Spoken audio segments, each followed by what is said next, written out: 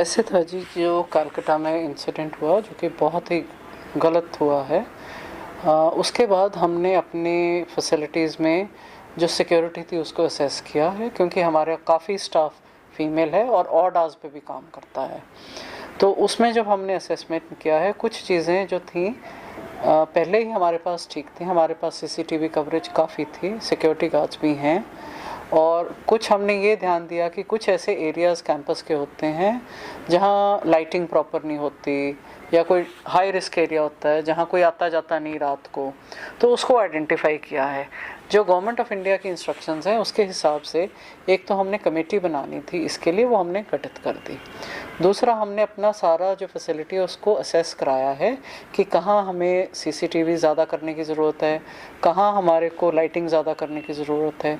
उसके बाद हमने पुलिस वालों से एक असेसमेंट कराई है, एक सिक्योरिटी ऑडिट कराया है, जिसमें उन्होंने सारे जहाँ उन्होंने भी हाईलाइट किया है कि इन चीज़ों को कहाँ कहाँ हम इंक्रीज़ कर सकते हैं।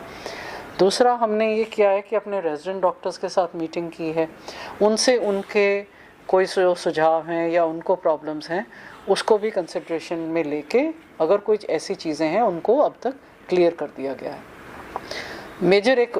रीज़न ऐसा भी देखा गया था कि अलग अलग रेजिडेंट्स के मेल फीमेल के रेस्ट रूम नहीं थे, कॉमन थे, उनको हमने आइडेंटिफाई करके और ईयर मार्क कर दिया है। गर्ल्स के लिए, फीमेल्स के लिए और मेल्स के लिए अलग अलग रेस्ट रूम हैं। जो हमारी हॉस्टल फैसिलिटी है उसको भी रीअसेस करके हमने वहाँ भी सिक्योरिटी गार्ड्स और कुछ लेडी सिक्योरिटी गार्ड्स हमने बढ़ाने की कोशिश की है। और इसके अलावा हम एक पैनिक बटन का प्रपोज़ल देख रहे हैं, उसको एक्सप्लोर कर रहे हैं, और अगर वो फिजिबल होगा तो उसको ज़रूर सेट इन करेंगे। इसके साथ साथ हमने सारे अपने स्टाफ की इस टॉपिक पे सेंसिटाइजेशन की है और ट्रेनिंग की है कि अगर कोई ऐसा इंसिडेंट हो जाता है तो उसके बाद उसको टैकल कैसे करना है, किसको रिस्पॉन्ड करना है, किसको कॉल करना है, ये ग्रुप्स बना दिए गए हैं। और दूसरा, इसके बाद अगर फिर भी कभी कोई खुदा ना करे कोई ऐसा इंसिडेंट होता है, उसको हमने टैकल कैसे करना है, या जिस बच्चे के साथ या कोई जो भी कोई हेल्थ केयर पर्सनल है उसके साथ कोई ऐसा इंसिडेंट करता है, उसके बाद उसको हमने कैसे हैंडल करना है, इसके लिए भी हमारी ट्रेनिंग है। देखो, ये सारे हॉस्पिटल्स में ये सारी प्रोविजंस होंगी, ये सब हो चुका है, उसमें हम असेसमेंट कर रहे हैं, हम प्रोसेस में हैं क्योंकि नंबर ऑफ़ सिक्योरिटी गार्ड्स थोड़ा बढ़ा दें और सीसीटीवी कवरेज बढ़ा दें।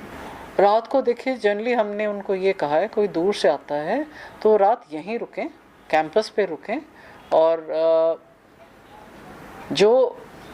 जनरली आप देखें 8 बजे के करीब शिफ्ट शुरू होती है, उस टाइम पूरा हसल बसल होता है, कोई विराने वाली बात होती नहीं। पर अगर कुछ हो तो उनको ये भी समझाया गया है कि कभी उनको कभी कुछ लगता है कि कोई ऐसी बात है और शी इज़ इन डेंजर, तो वो अपने 4 कॉन्टैक्ट्स को अपने फ़ोन लाइन पे रखें या हमारे को फ़ोन करें, इमीडिएटली उनको रिस्पॉन्ड किया जाएगा।